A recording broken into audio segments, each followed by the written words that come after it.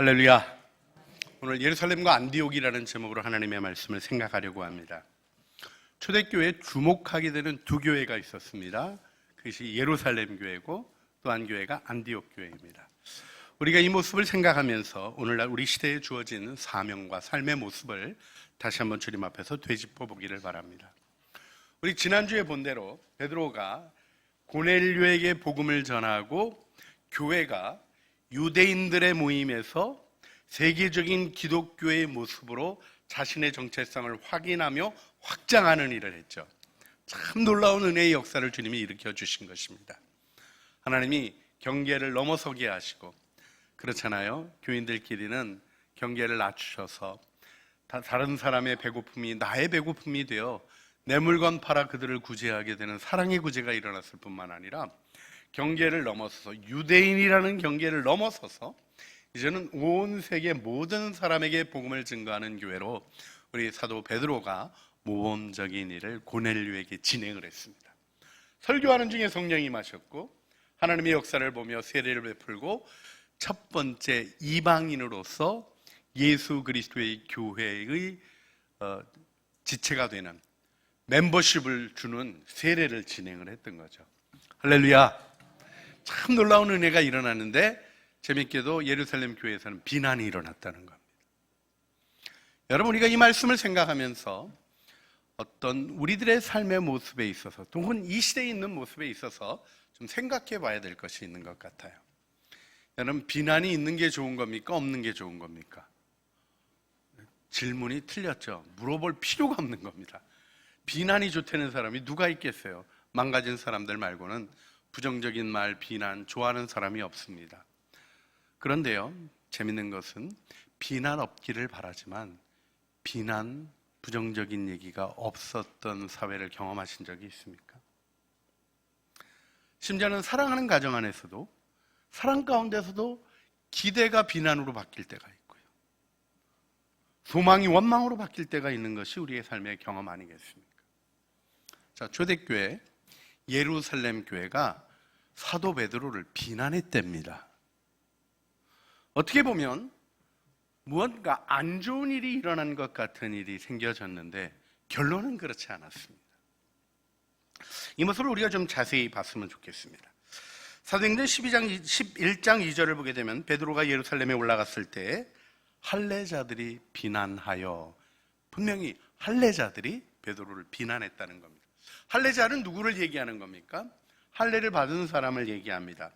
헬라어로 이 페리토메라는 이 표현은요, 할례를 얘기하기도 하고 할례 받은 상태를 얘기하기도 하고 할례 받은 사람을 얘기하기도 합니다. 그런데요, 이들을 할례자라고 특별히 칭한 이유는 뭘까요? 모든 유대인이 할례를 받았지 않습니까?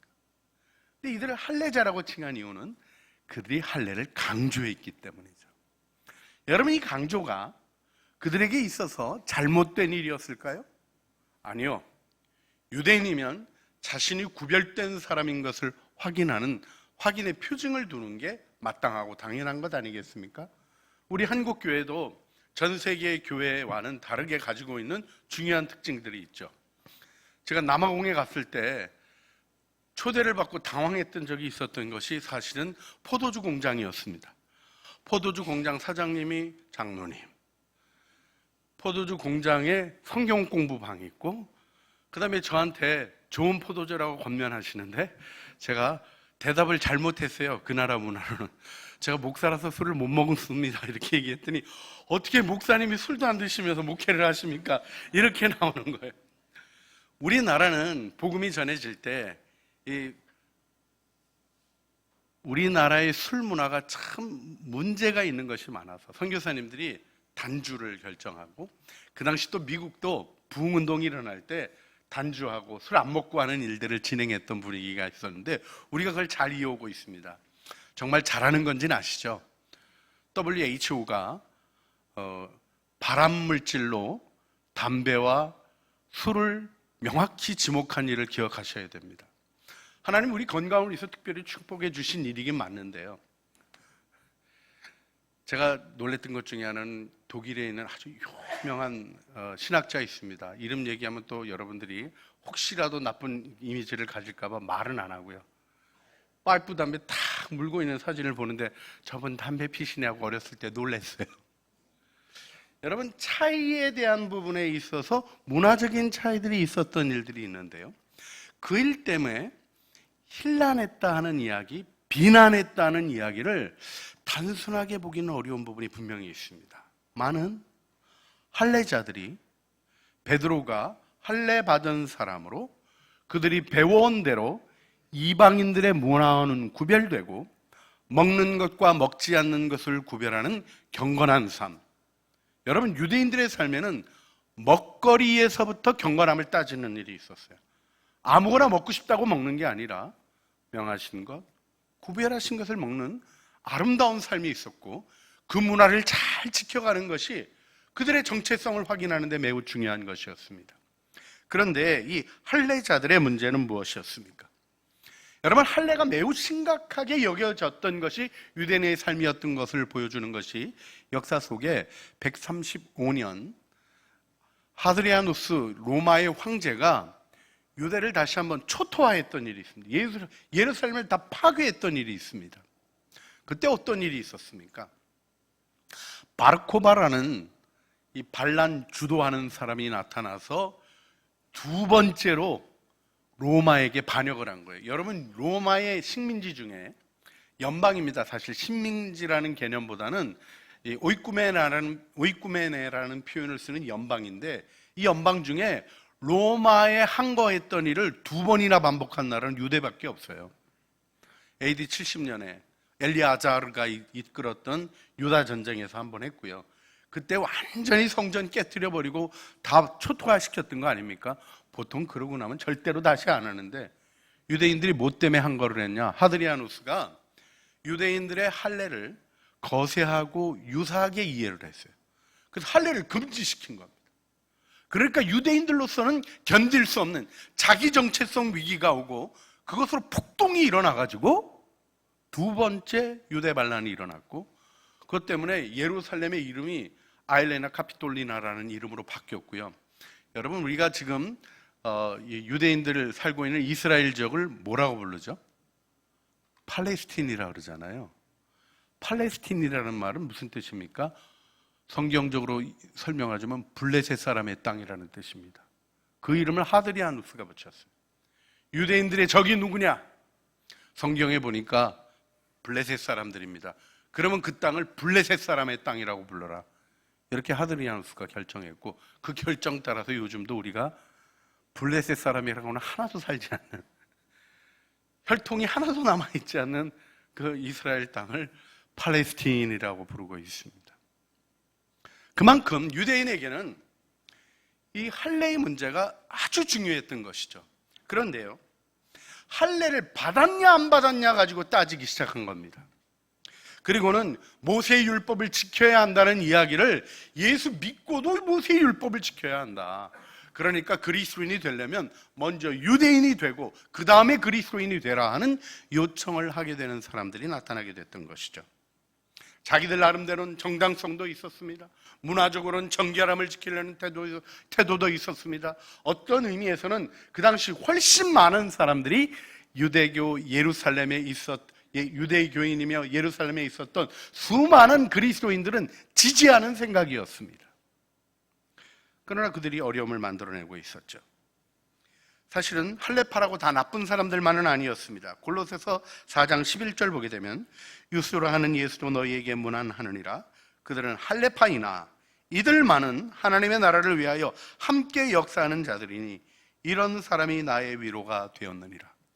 할례파이에서 계속 시달림을 받았던 바울이 골로새 교회에 유수도라 하는 예수의 얘기를 하는데, 그가 할례파이지만 하나님 나라를 위하여 함께 역사하는 자가 되었다는 얘기를 해주고 있습니다. 여러분, 할례파를 어려워하는 것은 사도 바울만이 아니었습니다. 사도 베드로가 지금 공격을 받고 있지 않습니까? 그런데요, 베드로가 갈라디아 교회에 왔을 때 있었던 일 하나가 갈라디아서 2장 12절에 기록되어 있습니다. 야고보에게서 온 어떤 이들이 이르기 전에 게바가 이방인과 함께 먹다가 그들이 오매 그가 할례자들을 두려워하여 떠나 물러갔다. 무슨 얘기입니까? 자, 이방인들, 유대인이 아닌 사람들과 함께 베드로가 식사를 했다는 거예요. 그리스도인의 교제로 당연한 거지만 이방인과 교제를 금지하는 유대교의 율법을 중시하는 할례파들에게는 비난한 얘기였죠. 그래서 야고보에게서 그 당시 예루살렘 교회의 지도자였던 주의 동생, 예수님의 동생 야고보가 보낸 사람들이 오니까 베드로가 나 무서워하고 빠졌다는 거예요. 밥 먹다가. 베드로도 트라우마가 생길 정도로 이 얘기가 굉장히 심각한 일로 초대교회에 있었던 겁니다. 그런데 우리가 참 놀라운 일을 하나 보게 돼요. 사실은 바울은 갈라디아서 5장 2절에 보라 나 바울은 너희에게 말하노니 너희가 만일 할례를 받으면 그리스도께서 너희에게 아무 유익이 없으리라는 선을 명확히 그면서 할례나 무할례가 중요한 것이 아니라 갈라디아서 5장 6절 말씀 그리스도 예수 안에서 할례나 무할례가 효력이 없으되 오직 사랑으로 역사하는 믿음뿐이라 이렇게 얘기해요. 오직 믿음 믿습니까? 믿음입니다. 믿음. 그런데요 사랑이라는 덕성이 믿음에 따라야 되지 않습니까? 여러분 우리가 사랑 없는 믿음을 죽은 믿음이라고 얘기해요. 그런데 우리가 또 하나 거부하는 게 있습니다. 믿음에 사랑의 덕목이 포함되어야 한다는 피데스 포르마타 카리타테라고 표현하는 우리 로마 캐톨릭적인 신앙의 태도도 우리가 거절해서 종교개혁을 한 겁니다. 그게 어떤 것입니까?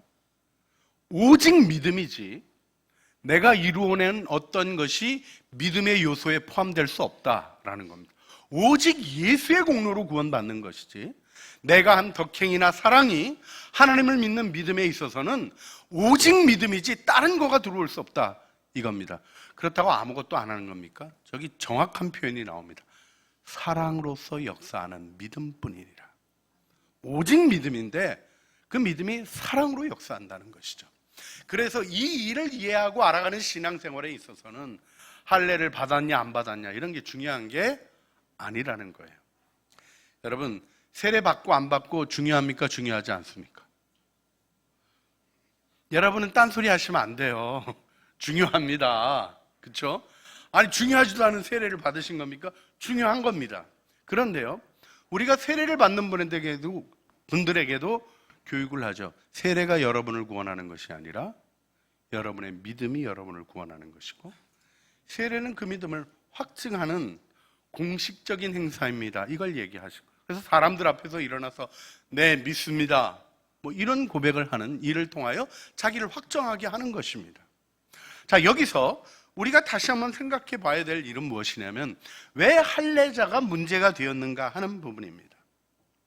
결국 그들은 하나님의 은혜를 따라가는 일에 있어서 디도서 1장 10절 말씀을 보면 사도 바울이 안타깝게 디모데에게 경고하는 일이 있습니다.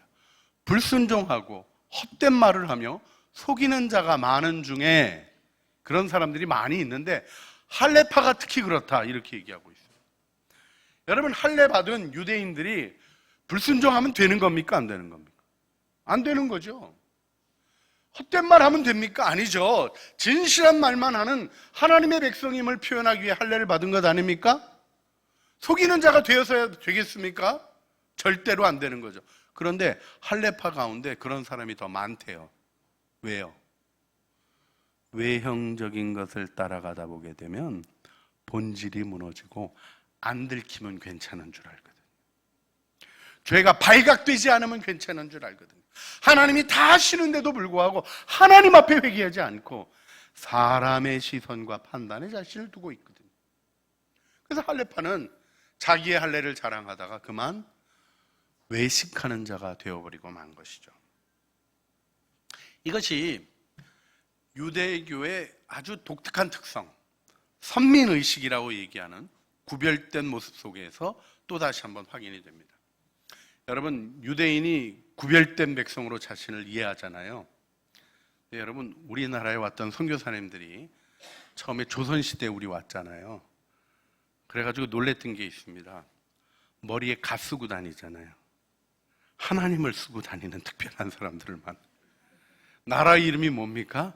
조선인데 초선, 초우즌으로 읽히죠. 영어로선 초선 하면 선택 맥선 뭐 이래가지고 초기부터 우리나라 재밌게 여긴 문화적인 일들이 있습니다. 그런데요, 우리나라도 유별나잖아요. 세상에 대한민국처럼 다른 나라 사람들 차별하는 나라 있습니까? 우리 단일 민족이라고요? 아니요. 피조사에 보면요 다 섞였어요. 그런데도 우리는 단일 민족이라고 우기면서 다른 문화를 거부하고, 심지어는 북한에서 내려온 사람들도, 여러분 그 탈북하신 분들이 제일 힘들어하는 게 뭔지 아세요? 자기 사투리 들으면서 사람들이 탁 쳐다보는 눈빛이에요. 이런 일들을 만들어내는 것이 사실 인간의 본성 중에 있는데, 이 일 중에 아주 유별난 게 유대인들입니다. 딱 구별해서 사는 거죠. 너무 잘 사는 것 같지만 너무 이상한 사람들이 되어버리고 만 것입니다. 원래부터 그랬습니까? 그렇지 않아요. 하나님이 아브라함을 부르실 때 너는 고향, 친척, 아버지 집을 떠나 내가 내게 명령하는 곳으로 가라. 내가 너에게 복을 주겠다. 그리고 뭐라고 말씀하셨습니까? 창세기 12장 3절이 굉장히 중요한 말씀인데요. 너를 축복하는 자에게는 내가 복을 내리고 너를 저주하는 자에게는 내가 저주하리니. 같이 읽어볼까요? 땅의 모든 족속이 너로 말미암아 복을 얻을 것이라 하신지라. 아멘. 축복하는 자에게는 하나님의 복이 임하고요, 저주하는 자에게는 굉장히 무서운 말씀입니다. 하나님의 저주가 임해요. 그런데 땅의 모든 족속이 어떻게 된다고요? 아브라함으로 말미암아 복을 얻게 된대요. 그럼 어떤 사람들이 되는 겁니까? 아브라함을 축복하는 사람이 되는 거죠. 여러분, 우리에게는 원래 부르심 속에 그 사명이 있는 것입니다. 나를 만나는 모든 사람이 나로 말미암아 복을 받고 나를 축복하는 사람, 저 사람 참 좋은 사람이야. 나 저 사람 덕분에 문제 해결했어. 나 저 사람 덕분에 마음에 정말 큰 갈등이 해결됐어. 나 저 사람 때문에 외로워 죽을 뻔하다가 생명의 이유를 찾았어 하는 복들이 되시는 거죠. 할렐루야. 예, 옆에 있는 분들에게 고백해 주시겠습니다. 당신이 하나님의 복이십니다. 그렇습니다. 이것이 우리의 부르심이며 사명이에요. 하나님이 창조교회 오늘 예배 드리시는 여러분들을 특별히 사랑하시고 사랑으로 붙드시고 육체의 병도 고쳐주시고 마음의 아픔도 해결해 주시고 사랑과 은혜 안에 세워주시기를 기도합니다. 또 그렇게 이루어 주실 줄 믿습니다. 하나님은 우리 아버지시니까요. 그런데요, 또 하나 고백해야 될 것이 있어요. 교회 문 밖에 있는 사람들은 하나님이 싫어하십니까? 그들도 사랑하신다니까요. 예. 우리 어쩌다가 우리 교회 앞에 주차장 앞에 세웠다고 길 막았다고 찍어가지고 보내가지고 막 세상에 벌금 나오게 하고 막 이러는 분들이 있잖아요. 그분들도 하나님이 사랑하실까요? 사랑하셔요. 여러분, 우리가 내가 싫은 것 가지고 사람을 가르는 교만함을 버려야 합니다. 하나님은 모든 사람을 사랑하셔요. 그 은혜 속에 부름을 받았는데 이스라엘이 그만 그것을 잊어버리고 만 거예요. 할레파가 그것을 잊어버리고 만 거예요. 왜 이방인이, 모세의 율법도 모르는 이방인이 하나님의 구원을 받을 수 있냐? 율법을 지켜야 한다. 이런 얘기를 하기 시작하게 됐던 거죠. 다른 게 아니라 절기 지키고 먹는 거 안 먹는 거 따지고. 그래서 초대교회가 분명히 이를 다루는 장면을 나중에 보게 될 텐데, 우리 조상들도 지기 힘들었던 짐을 왜 이방인들에게 지우려고 하느냐 하는 분명한 정직한 태도가 나오는 것을 보고 있는 것을 보게 됩니다. 그러니까 할레파들이 잘한 겁니까? 잘못한 겁니까? 한마디로 얘기하면 잘못한 거예요. 원래의 부르심도 잊어버리고 자기의 문화적인 익숙함 속에서 이방인들을 정죄하고 이방인들에게 복음을 증거하며 세례를 주었던 베드로를, 그것도 교회의 최고 지도자를 비난하는 일을 했던 겁니다. 그런데 놀라운 일은 비난이 비난으로 안 끝났다는 거예요. 이게 교회의 모습입니다. 여러분, 교회 생활하면서 비난 들으신 일 없죠? 할렐루야. 네. 없으시기를 주님의 이름으로 축복합니다. 아멘을 왜 안 하세요? 벌써 분위기를 다 파악하셔서 설교가 어떻게 갈 건지 감을 다 잡으신 것 같습니다. 여러분, 아무 비난도 안 들었다는 분은요, 솔직히 말씀드리면 아무 일도 안 했다는 얘기일 수 있어요. 뭔가 하잖아요? 좋은 일이어도 그 일이 꼭 좋게만 여겨질 수 없는 게 인간의 삶입니다. 비난이 일어나는 거예요. 근데 이게 주님이 인도하시는 공동체고 성령이 주도하시는 공동체인가 아닌가를 딱 가르는 모습을 오늘 본문이 보여주는 거예요. 비난이 비난으로 안 끝났어요. 여러분, 하나님의 역사를 이룬 베드로의 입장에서는 본인도 힘들게 환상 보고 어렵게 순종했던 일인데 비난을 들을 때 기분 좋았겠습니까? 나빴겠습니까? 아니, 하나님의 일도 모르고 함부로 이렇게 죄종을 비난하다니 하고 저주했습니까? 아니, 오늘 본문의 말씀을 보면 사도행전 11장 4절, 베드로가 그들에게 이 일을 차례로 설명하여, 할례자들에게, 그들이 누구냐면 자기를 비난하는 이들을 만나서 그들에게 차례로 순서대로 잘 어떤 일이 있었는지, 자신이 경험했던 일이 무엇인지, 하나님이 자신에게 주셨던 마음이 무엇인지 자세히 이야기를 했다는 것입니다. 이것이 성숙한 하나님의 사람들의 모습이며 하나님의 교회가 서가는 영광스러운 모습입니다. 문제 없는 게 자랑이 아니에요. 일을 하다 보면 이런 문제도 일어나고 저런 문제도 일어나는 것입니다. 이런 비난도 있을 수 있고 오해 때문에 생겨지는 어려움도 있을 수 있는 것입니다. 그러나 비난이 없기를 바라는 마음은 아직 천국에 이르지 않은 채로 천국이기를 바라는 어리석은 태도가 될 수 있다는 것을 생각하셔야 됩니다. 오히려 하나님의 역사를 증거하며 함께 성장하는 은혜가 있는 귀한 공동체로 우리가 서기를 간절히 소원하며 기도하게 됩니다. 오늘 본문의 말씀을 보면 헬라어로 읽어가면 좀 재밌는 표현이 하나 나와요. 그게 어떤 것이냐면 사도행전 11장 12절에 성령이 내게 명하사 아무 의심 말고 함께 가라 하심에, 아무 의심 말고라는 저 단어예요. 이게 디아크리노라는 헬라어가 쓰입니다. 이 디아크리노라는 이 헬라어가 사실은 11장 2절 베드로가 예루살렘에 올라갔을 때 할례자들이 비난하여, 저 비난이라는 단어하고 의심하다라는 단어가 똑같아요. 지금 이제 헬라어로 이해하면, 헬라어로 들어가는 사람들 입장에서는 비난하고 있는 베드로가 비난을 받고 있는데 성령께서 비난하지 말라고 하셔서 하는 얘기를 하는 거예요. 이게 어떻게 들으면요, 살짝 꼬일 수 있는 얘기입니다. 우리가 비난하고 있는데 성령이 비난하지 말았다는 얘기를 어떤 의미에서 베드로가 강조하는 것처럼 느껴지는 부분입니다. 그런데 놀랍게도 초대교회 공동체는 그런 식으로 얘기를 듣지 않았습니다. 내 말이 맞냐, 내 말이 맞냐, 내 주장이 옳으냐, 네 주장이 옳으냐는 대립을 하지 않았어요. 이 시대 끊임없이 반복되어지는 분열의 이유가 뭡니까? 진실한 마음으로 서로를 살피지 않는 태도입니다. 여러분, 우리가 이 의료 문제 얘기 꺼내기가 참 어려워요. 이쪽 관련되신 분, 이쪽 아프신 분하고요, 병원 쪽 관련되신 분하고 얘기하기 어려워요. 근데 왜 이게 안 해결이 될까요? 서로의 마음을 들으려고 하는 태도가 없기 때문 아닐까요? 여러분, 우리가 서로의 마음을 듣고 나면 내 입장 다 포기하고 나는 손해봐야 된다, 이런 생각에 사로잡혀 있는 것이 이 시대의 문제 아닐까요?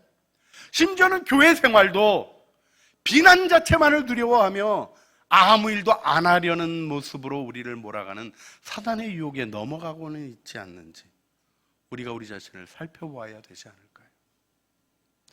초대교회의 모습을 우리가 보기를 원합니다. 11장 18절 말씀, 그들이 이 말씀을 듣고 잠잠하여 하나님께 영광을 돌려 이르되 그러면 하나님께서 이방인에게도 생명을 얻는 회개를 주셨도다 하니라. 아멘. 첫째, 이 말을 듣고 어떻게 했대요? 잠잠했다는 거예요. 베드로가 입담으로 그러지 않았어요. 누가 아니 왜 죄종을 비난해? 이런 얘기 없었어요. 그들이 무엇을 보았습니까? 하나님의 일을 보았습니다. 그랬더니 내가 생각한 것과 달리 주님이 일하시는구나 깨달았어요. 그래서 그들이 잠잠하여 비난을 그쳤을 뿐만 아니라 뭘 했습니까? 하나님께 영광을 돌렸어요. 아, 하나님이 이방인도 구원하시는군요. 이방인에게도 구원을 얻는 회개를 주시는군요 하고 하나님을 찬양하고 하나님의 역사를 인정했습니다. 이것이 성령이 역사하는 교회의 모습입니다. 할렐루야. 자, 그런데 여기서 한 가지 또 좀 더 생각해야 될 부분이 있어요. 예루살렘 교회와 안디옥 교회. 오늘 설교 제목이 예루살렘과 안디옥입니다. 지금 뭔가 비교하면서 여러분에게 좀 더 생각할 것을 도전하고 묵상할 것을 도전하는 설교예요. 예루살렘 교회가 문제가 있어도 해결합니다. 은혜로 역사가 일어납니다. 부흥이 일어납니다. 3,000명, 5,000명이 회개합니다. 구제가 일어납니다. 아름다운 일들이 풍성하게, 그리고 이방인들에게 복음을 증거하는 일들에 관한 부분이 예루살렘 교회로부터, 그 사도들로부터 아름답게 이루어집니다. 그런데요, 이방인도 예수 믿을 수 있다라는 걸 인정하는 예루살렘 교회의 아름다운 모습보다 더 나아가는 안디옥 교회의 모습이 있었어요. 그건 무엇입니까? 이방인들에게 복음을 전하는 사람들이 힘있게 일어난 거예요. 여러분, 이 시대에 하나님의 역사를 이해하고 공감하고 동의하는 것에 그치는 교회가 돼서는 안 된다는 확신이 제게 있어서 감히 예루살렘 교회와 안디옥 교회를 비교해서 말씀드리고 있습니다. 안디옥 교회의 특징은 무엇입니까? 환난으로 흩어진 사람들입니다. 어려움을 오히려 복음 증거의 기회로 삼으며 그들은 어떤 일을 했습니까? 아, 하나님이 이방인에게도 구원을 주시는구나 알고 이방인들에게 담대히 복음을 전했던 거예요. 그것으로 말미암아 안디옥 교회가 형성이 된 것입니다. 여러분, 우리 안에 이 선교적 교회를 형성하는 아름다운 영광이 함께하기를 간절히 소원하게 됩니다. 이때 이 일을 이루어갔던 바나바가 소개되고 있는데요. 바나바가 초대교회 구제의 역사를 이루는데도 자기의 밭을 내놓아서 구제가 매일의 구제가 되는 제도적인 일이 되게 하는데 중요한 공을 했던 사람이죠. 뿐만 아니라 사도 바울이 오해를 받고 있을 때 그들을 사도들에게 소개하고 교회와 화해시키는 일을 했던 아름다운 사람입니다. 예루살렘 교회가 안디옥에 이방인들로 형성된 교회가 있다고 생각할 때 누굴 보내기로 결정했냐면 바나바를 보내기로 결정했다는 겁니다. 이 사람이 제일 적합하겠다고 깨닫고 그를 파송을 하게 됩니다. 그래서 11장 23절 보게 되면 그가 이르러 하나님의 은혜를 보고 기뻐하여 모든 사람에게 굳건한 마음으로 주께 붙어 있으라 권했다는 거죠. 이 문화를 넘어섰던 바나바, 원래 사이프러스 사람인데 예루살렘에 와 있었고, 이렇게 문화적 차이를 이해하는 사람에게 있는 중요한 특징이 있어요. 핵심을 파악하는 게 빠릅니다. 바나바는 예수 믿는 핵심이 무엇인지 정확히 이해했어요. 그게 무엇입니까? 굳건한 마음으로 주님과 동행하는 것입니다. 여러분, 예수 동행이라는 것이 어느 날 갑자기 이루어진 주제가 아니라요, 신앙의 가장 중요한 핵심으로 살아계시고 부활하신 예수님과 더불어 살아가는 기쁨과 은혜와 능력, 이것이 교회의 힘이었고 그것이 성장의 비밀이었고 비결이었던 것을 바나바는 간파했습니다. 그런데 재밌게도 이렇게 사역하는 바나바를 어떻게 소개하고 있는가 하는 것에 주목할 필요가 있습니다. 사도행전 11장 24절 말씀, 우리 사도행전 11장 24절 말씀을 같이 읽겠습니다. 바나바는 착한 사람이요 성령과 믿음이 충만한 사람이라 이에 큰 무리가 주께 더하여 지더라. 아멘. 예수 믿는 영광은요, 나로 말미암아 구원받는 자들이 늘어가는 것입니다. 여러분, 나의 신앙생활이 내 안에 잠겨있는 신앙생활 되시면 안 돼요. 나를 바라보고 저 사람 보니까 예수 믿어야 되겠다는 마음의 생각으로부터 우리가 복음을 전하고 그리스도에게로 인도하는 정상적인 신앙생활을 하는 게 매우 중요한데요. 그 일을 하는 사람이 누구냐? 열심히 있는 사람 아니라니까요. 제가 전도 많이 하시는 분들을 폄하하고 싶은 마음이 전혀 없습니다. 그리고 조금 더 자세히 보시면 전도 왕이라고 불렸던 분들은 정말 놀라운 헌신과 주님의 뜻을 따라 살아가는 모습이 분명히 있습니다. 그런데 제대로 안 들으면요, 전도 자랑하는 사람처럼 여겨질 수도 있어요. 열심으로 전도한다고. 열심. 성경은 열심을 강조하지 않습니다. 무엇을 강조합니까? 성령과 믿음이 충만을 강조합니다. 열심은 사도 바울이 교회를 박해할 때 자신을 표현한 말입니다. 내 조상 유대인들, 동료 유대인들보다 열심히 특심하여 열심으로 주님의 일을 하는 거 아니에요. 성령과 믿음이 어떻게 해야 된다고요? 충만은 내가 하는 게 아닙니다. 주님이 채워주시고 솟아나게 하셔서 가득하게 되는 은혜가 우리의 삶에 세워져야 되죠. 이때 한마디로 이루어진 결정적인 표현 하나를 보게 됩니다. 착한 사람. 착한 사람. 여러분, 이 아가도스라는 이 표현을 여러분들 그 착한 사람이라는 이 표현을 마음에 두셨으면 좋겠어요. 예수 믿는 사람, 주님의 일을 이루는 사람, 똑똑한 사람 아닙니다. 실력 있는 사람 아닙니다. 돈 많은 사람 아닙니다. 주님이 우리를 통하여 일하실 수 있는 준비된 사람의 모습은 어떤 사람이에요? 착한 사람이에요. 할렐루야. 우리 옆에 있는 분에게 이렇게 고백을 하시겠습니다. 당신은 착한 사람이십니다. 다시 한번 해야 되겠어요. 어떤 분들이 조금 의심스러운 듯한 억양을 조금 담으셨기 때문에 그렇게 하시면 안 됩니다. 충만하게. 여러분, 우리의 착함이 우리 자신에게 있는 게 아니에요. 내 안에 착한 예수님이 계시잖아요. 그분을 따라가기 때문에 우리가 착한 사람인 거예요. 우리 원래 악해요. 자기 욕심 강해요. 그러나 나는 죽고 주님 사십니다 고백해서 우리가 그 고백을 할 수 있는 겁니다. 당신은 정말 착한 사람이십니다. 축복해 주세요. 할렐루야. 교회를 일으키는 일꾼은 누구입니까? 우리가 착한 사람, 이걸 굳게 붙드는 이 시대의 교회가 되기를 소원합니다. 이 시간 우리가 함께 기도하기를 원합니다. 자기가 이해할 수 없는 일들로 인하여 비난이 일어났지만 그 비난에 대한 베드로의 이야기를 들으며 마음을 따라 움직였던 예루살렘 교회가, 그 교회가 유대인들의 교회였지만 전 세계적인 교회로 변화돼 가고 있습니다. 그런데 그 중에서 하나님의 복음을 증거했던 안디옥 교회, 흩어진 자들, 환란을 전도의 기회로 삼아 복음을 증거했던 자들로 말미암아 선교적 교회가 일어납니다. 이 교회를 이끌었던 착한 사람 바나바와 같이 우리가 이 시대에 하나님의 뜻을 이루어가고 사람들이 볼 때 저 사람 실력이 있어, 뭐 잘 돼, 이런 얘기 전에 예수님 믿어서 너무 착한 것 같아, 이렇게 얘기할 수 있는 하나님의 은혜를 구하며 주님, 우리가 이 시대에 착한 사람으로 주님의 복음을 증언하게 하여 주시옵소서. 우리 주여 한번 부르시죠. 주님 앞에 기도하시겠습니다. 주여, 우리의 기도를 들으시고 우리의 기도에 응답하시는 주님, 오늘도 주님과 동행하는 우리의 삶 속에 우리가 주님으로 말미암아 착한 사람임을 고백합니다. 하나님, 바나바와 같이 하나님의 일들을 이루어갈 때 하나님, 초대교회가, 지교회가, 파송교회를 세우는 모교회를 돕는 놀라운 은혜의 역사들이 일어나는데 이 사랑의 일을 이루어갈 수 있는 아름답고 착한 마음들이 우리 안에 세워지게 하여 주시고 하나님의 뜻을 이루는 영광 안에 우리 모두 인도하여 주시옵소서. 하나님, 예루살렘 교회 비난이 있었지만 비난이 비난으로 끝나지 아니하고 하나님께 영광 올려드리며 하나님의 역사를 인정하는 감사함으로 마무리될 수 있었습니다.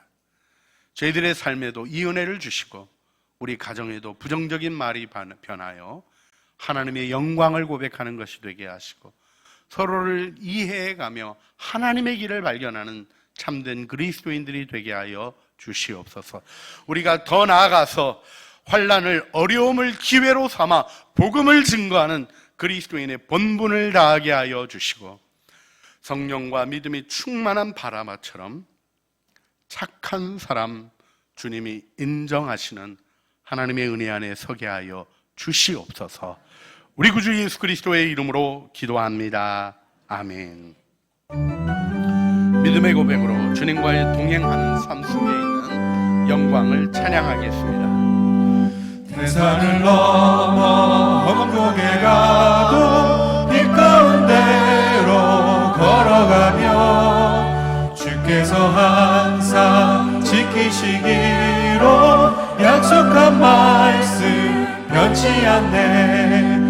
하늘의 영광 하늘의 영광 나의 맘속에 차고도 넘쳐 할렐루야를 힘차게 불러 영원히 주를 찬양하리. 캄캄한 밤에 다닐지라도 주께서 나의 길 되시고 나에게 맑은 빛이 되시니 길 잃어버릴 염려 없네. 하늘의 영광 하늘의 영광 나의 맘속에 차고도 넘쳐 할렐루야를 힘차게 불러 영원히 주를 찬양하리. 광명한 그 빛 마음에 받아 찬란한 천국 바라보고 할렐루야를 힘차게 불러 날마다 빛에 걸어가리. 하늘의 영광 하늘의 영광 나의 맘속에 차고도 넘쳐 할렐루야를 힘차게 불러 영원히 주를 찬양하리. 바나바는 착한 사람이요 성령과 믿음이 충만한 사람이라. 이에 큰 무리가 주께 더하여 지더라. 이제는 우리 주 예수 그리스도의 은혜와 아버지 하나님의 사랑과 성령 하나님의 교통하심이 착한 주님 우리 마음에 모시고 착한 사람으로 성령과 믿음이 충만하여 구원의 영광을 일으키는 하나님의 사람으로 서기를 소원하며 우리 자신을 주께 드리는 사랑하는 주의 자녀들 머리머리 위에와 은혜로 주신 가족 식구들 가운데 수고하는 생업과 사명을 따라 이루어가는 모든 사역의 자리들 위에 주와 동행하며 걸어가는 모든 걸음걸음 위에 이제와 영원 무궁토록 함께 있어지기를 간절히 축원하옵나이다. 아멘.